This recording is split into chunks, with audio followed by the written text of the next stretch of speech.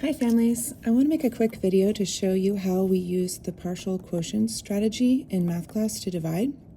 So you set up the problem, 1,690 divided by 26. I always have the students start with a ratio table to organize all of their numbers. So we put 1 on the top of the table and whatever is your divisor, which in this case is 26, on the bottom of the table. And then to get started, we put some nice easy numbers onto the table. Often we'll start with 10. 10 is always pretty quick. 10 times 26 is 260.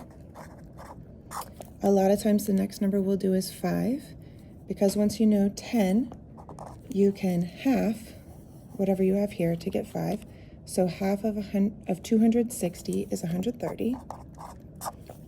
You can also take your 10 and double it to get, say, 20. So 20 groups of 26 is double this, 520.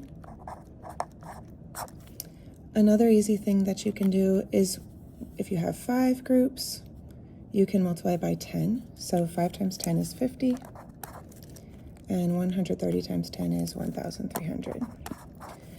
Once we've got something pretty close to our dividend on the table, we go ahead and start the partial quotients.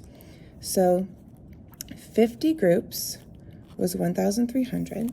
I'm going to write 50 on the side. That's my first partial quotient. So it's a part of my answer, not the whole answer. And we're going to subtract 1,300. So we have 390. Then I'll look back at my helper table here.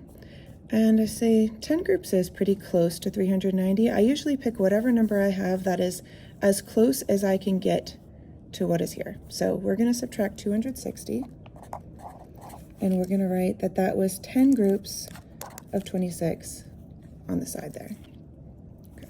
We subtract, and we get 130, which is also on our table, which is convenient. A lot of times what you get here isn't on the table, and you need to go back and add maybe 2 groups or 4 groups or 8 groups or something. But since this is on our table already, we're going to write 5 groups on the side. That's our next partial quotient. Subtract 130, our remainder is 0.